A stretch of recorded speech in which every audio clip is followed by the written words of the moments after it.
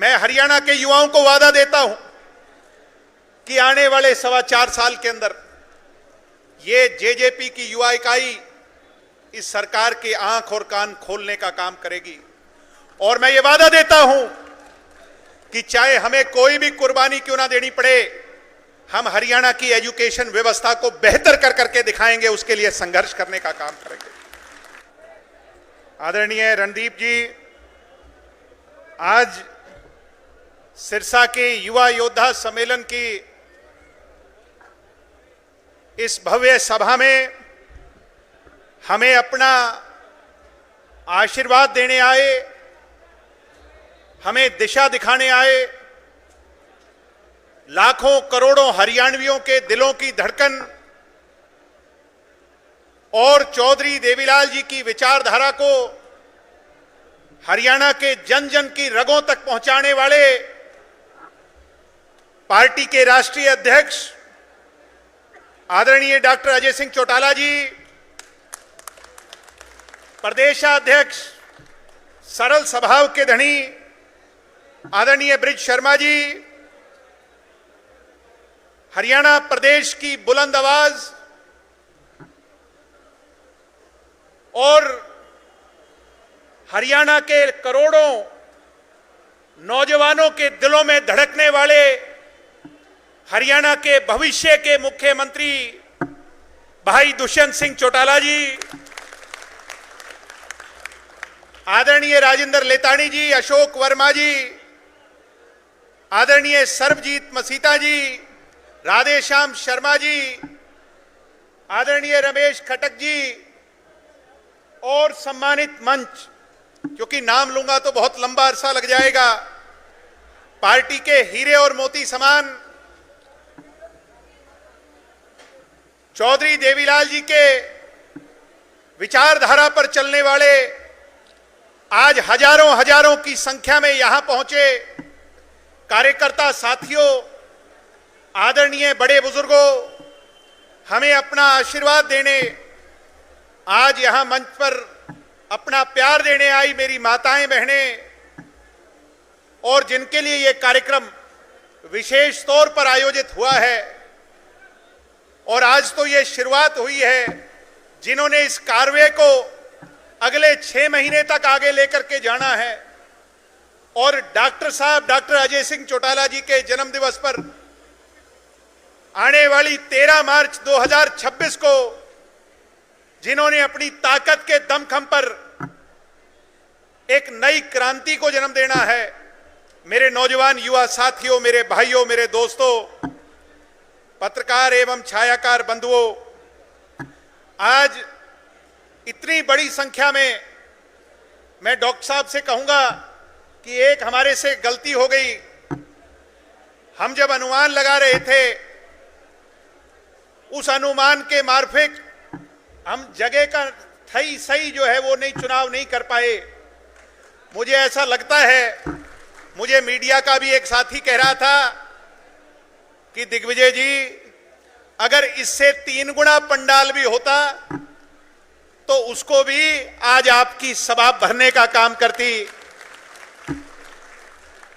मैं ये मानता हूं, मैंने भी सिरसा जिले में पुरानी और नई पार्टी में रहते हुए कई कार्यक्रम देखे हैं, मगर जिस संख्या में आज आपकी हाजिरी है और आज आपका उत्साह है, मैं इसको सलाम करता हूं। मैं आज आपको बधाई देना चाहता हूं और विशेष तौर पर युवा साथियों को जिन्होंने बड़े जोश के साथ, उत्साह के साथ आज अपनी हाजिरी दर्ज कराई है। आज मैं सबसे पहले चौधरी देवीलाल जी के आने वाले 112वें जन्मदिवस के शुभ उपलक्ष्य की भी आप सबको बहुत बहुत बधाई देना चाहता हूं, बहुत बहुत शुभकामनाएं देना चाहता हूं। आज दूसरा नवरात्रा भी है और माता रानी की असीम कृपा और उनका आशीर्वाद हम सब पर बरसे, उसकी भी बहुत बधाई आप सबको देना चाहता हूं। वहीं चौधरी ओम प्रकाश चौटाला जी जब मुख्यमंत्री थे तो उन्होंने प्रदेश के अंदर 23 सितंबर को वीरों और शहीदों के दिवस के रूप में मनाने की घोषणा की थी। आज उन महान विभूतियों को, उन देवता रूपी शहीदों को जिन्होंने इस माटी के लिए कुर्बानियां दी, आज मैं उन्हें नमन करना चाहता हूं, उन्हें याद करना चाहता हूं। सम्मानित साथियों, युवा योद्धा जो सम्मेलन हमने किया, इससे पहले पूरे प्रदेश के 90 विधानसभा क्षेत्रों में मैं और मेरे साथी घूम करके आए हैं। युवा जोड़ो अभियान के तहत मुझे 650 गांवों में जाने का अवसर मिला, सभी 90 विधानसभा क्षेत्रों में जाने का अवसर मिला और सभी कस्बों में, शहरों में जाने का अवसर मिला। जहां जहां हम गए, एक ही आवाज थी कि अगर आज सबसे ज्यादा प्रताड़ित और परेशान कोई वर्ग है तो वो नौजवान पीढ़ी है प्रदेश की, और भविष्य जो है प्रदेश का वो इस नौजवान पीढ़ी के भविष्य पर टिका हुआ है। अगर इसके भविष्य को सुरक्षित नहीं किया गया तो आने वाला समय बहुत चुनौती भरा होगा प्रदेश के लिए। आज मैं अपने बात की शुरुआत बेरोजगारी की इस बढ़ती खाई के रूप में करना चाहता हूं। सम्मानित साथियों, कहीं चले जाओ, आज किसी गली में चले जाओ, किसी नुक्कड़ पर चले जाओ, एक बड़ी फौज बेरोजगारों के तौर पर, एक चुनौती के तौर पर प्रदेश के सामने खड़ी है। उसके लिए प्रदेश की सरकार ने आज भी कोई बड़ा फैसला नहीं लिया। मैं तो बधाई देता हूं दुष्यंत सिंह चौटाला की सोच को, जिन्होंने 75% आरक्षण को हरियाणा में कानूनी रूप बनाकर लागू किया था, मगर वो कोर्ट के अंदर पेंडिंग हो गया और प्रदेश की सरकार उसे भूल गई। मैं दुष्यंत जी से कहूंगा कि आप हमें दिशा दिखाने का काम करें। अगले 5 साल, 4.25 साल जो इस बीजेपी की सत्ता के पड़े हैं, हम आपकी युवा इकाई के कार्यकर्ता इस प्रदेश की सरकार के सामने चुनौती बनकर के उभरेंगे और अगले चुनाव का इंतजार नहीं करेंगे, बल्कि हरियाणा के बेरोजगारों की लड़ाई अपने कंधे पर उठा करके लड़ने का काम करेंगे। मैं वादा और विश्वास आपको देना चाहता हूं। आज एजुकेशन की लड़ाई लड़ने की जरूरत है। मैं आज डाटा देख रहा था दुष्यंत जी, हरियाणा के कॉलेजों का यह बुरा हाल है कि 50% से ज्यादा सीटें खाली पड़ी हैं कॉलेजों के अंदर। मैं गलत तो नहीं कह रहा, ये मेरी उम्र वाले खड़े हो यहां पर। यूनिवर्सिटियों के ये हाल हैं। मैं CDLU का चेक कर रहा था कि सिर्फ लॉ डिपार्टमेंट को छोड़ दें, कोई ऐसा डिपार्टमेंट नहीं जिसके अंदर सीटें भरी हों। यानी एक तरफ दिल्ली यूनिवर्सिटी है, चंडीगढ़ यूनिवर्सिटी है, जहां दाखिला करने के लिए मारा मारी होती है, लोग बड़ी बड़ी अप्रोच लगाते हैं। वहीं आज हरियाणा की बीजेपी के सरकार के अंदर यह हाल है कि 50% सीटें खाली पड़ी हैं, क्योंकि यहां पर एजुकेशन पर ध्यान देने वाला कोई नहीं है। हरियाणा में कोई दाखिला लेना नहीं चाहता है। मैं हरियाणा के युवाओं को वादा देता हूं कि आने वाले 4.25 साल के अंदर ये जेजेपी की युवा इकाई इस सरकार के आंख और कान खोलने का काम करेगी। और मैं ये वादा देता हूं कि चाहे हमें कोई भी कुर्बानी क्यों ना देनी पड़े, हम हरियाणा की एजुकेशन व्यवस्था को बेहतर कर करके दिखाएंगे, उसके लिए संघर्ष करने का काम करेंगे। सम्मानित साथियों, आज हरियाणा को खेल के रूप में जाना जाता है। खेल खिलाड़ी के लिए आज कोई नई पॉलिसी नहीं है। मैं वादा देता हूं इस मंच से कि भविष्य में जितने भी मुद्दे खेल खिलाड़ियों के हैं, हम उनकी आवाज बनकर के 4.25 साल में उभरेंगे और उनकी लड़ाई लड़ने का काम करेंगे। प्रदेश के अंदर अपराध बहुत बड़ी चुनौती बन गया है। आपने देखा कैसे हमारी भिवानी में एक बहन मनीषा को दिन दहाड़े मौत के घाट उतार दिया गया। लंबा आंदोलन चला, सीबीआई की जांच की शुरुआत हुई, मगर आज भी कोई क्रिमिनल नहीं पकड़ा गया। हर रोज गुंडे किस्म के लोग धमकियां दे रहे हैं, लूटपाट कर रहे हैं, मर्डर कर रहे हैं। मैं आज इस मंच से कहना चाहता हूं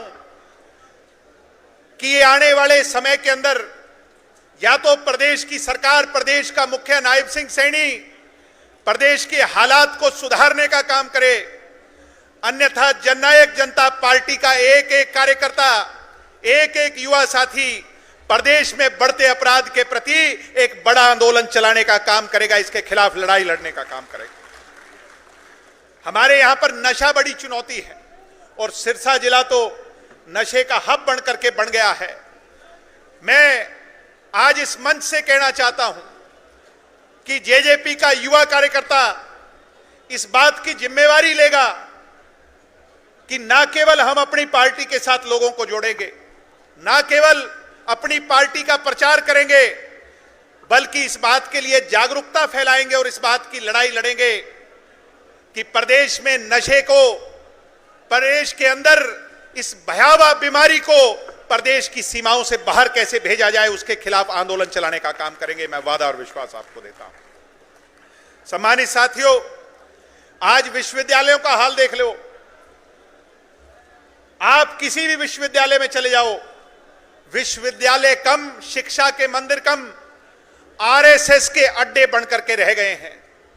मैं गलत नहीं कह रहा, आज आप किसी भी यूनिवर्सिटी में जाकर के देख लो, टोटल आरएसएस के लोगों ने कब्जा कर लिया है और हमने उसके खिलाफ एक मुहिम तो छेड़ ही दी है। मैं कहना चाहूंगा और चेताना चाहूंगा बीजेपी के लोगों को कि या तो सुधर जाओ, नहीं तो याद करो वो समा। आपको याद होगा असम के अंदर युवाओं के ने जब कॉलेज और यूनिवर्सिटियों से अपनी लड़ाई को लड़ना शुरू किया था तो व्यवस्था परिवर्तन हो गया था। असम गण परिषद के रूप के अंदर प्रदेश की सरकार की जड़ों को उखाड़ फेंकने का काम किया था। मैं ये वादा देता हूं कि आने वाले समय में जननायक जनता पार्टी की युवा इकाई इन यूनिवर्सिटियों से इस आरएसएस की जड़ों को उखाड़ फेंकने का काम करेगी, आरएसएस को इन यूनिवर्सिटियों से निकालने का काम करेगी। आज पेपर लीक हो रहे हैं, आज एचटेट का बहुत बड़ा मुद्दा है, आज एचकेआरएन का बहुत बड़ा मुद्दा है। मैं एचकेआरएन के कर्मचारी भाइयों को यह विश्वास दिलाता हूं कि आप चिंता मत करो।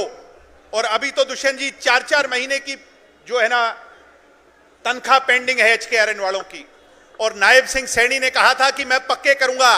भाई बताओ पक्के किए क्या एचकेआरएन के लोग, किए क्या? आज मैं वादा देता हूं एचकेआरएन के मेरे भाइयों को कि यह आपकी लड़ाई नहीं है, आपके रोजगार को सुनिश्चित करवाने का हक, उसकी लड़ाई की जिम्मेवारी हमारी होगी।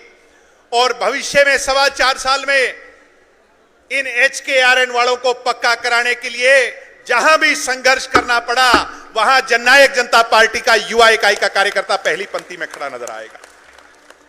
मैं लंबा चौड़ा भाषण ना दे करके पार्टी के नेतृत्व को यह विश्वास दिलाता हूं कि आज ये शुरुआत है और अगला कार्यक्रम अब कैथल में होगा, जो भी नई तारीख हम तय करेंगे, और अगले 6 महीने पूरे हरियाणा का फिर से दौरा करेंगे। डॉक्टर अजय सिंह चौटाला जी के जन्म दिवस पर यानी 13 मार्च को इस युवा योद्धा कार्यक्रम का समापन सर्व हरियाणा युवा योद्धा के कार्यक्रम के तौर पर डॉक्टर अजय सिंह चौटाला जी के जन्म दिवस पर मनाने का काम करेंगे। और वो मेरा वादा है डॉक्टर अजय सिंह जी से कि जहां कहीं भी आप हमें आदेश देंगे वो कार्यक्रम होगा, मगर वो कार्यक्रम हरियाणा के इतिहास का युवा शक्ति का सबसे बड़ा जमावड़ा होगा, जिसमें लाखों युवा आकर के इस प्रदेश की सरकार के सामने चुनौती बनकर के खड़े होंगे। और मैं ये वादा आपको देता हूं कि जो जिम्मेवारी आपने हमारे कंधों पर रखी है, हम इसे कतई अदरवाइज नहीं, इसे इस आग के दरिया से पार करवा करके, और 2029 का जो टारगेट है, वो टारगेट क्या अभी लितानी जी कह रहे थे, वो टारगेट है मछली की आंख और अर्जुन का तीर, भाई दुष्यंत सिंह चौटाला एक युवा मुख्यमंत्री हरियाणा प्रदेश में देना। क्या आप उसमें हमारा साथ दोगे कि नहीं दोगे? अगर दोगे तो दोनों हाथ खड़े कर करके ये विश्वास दिलाने का काम करो। मैं तो आज आपका साथ मांगने आया हूं, और अशोक वर्मा जी आपको बधाई दूंगा, क्योंकि जिला अध्यक्ष के नेतृत्व में काम होता है। और मैं आपको इस बात की शुभकामनाएं दूंगा, सभी युवा साथियों को जिन्होंने दिन रात मेहनत कर करके आज इस कार्यक्रम को कामयाब नहीं बल्कि सुपर हिट कार्यक्रम बनाने का काम किया। बहुत बहुत शुभकामनाएं दूंगा, बधाई दूंगा और आप सबका धन्यवाद करूंगा। जय हिंद, जय भारत, वाहिगुरु जी का खालसा, वाहिगुरु जी की फतेह।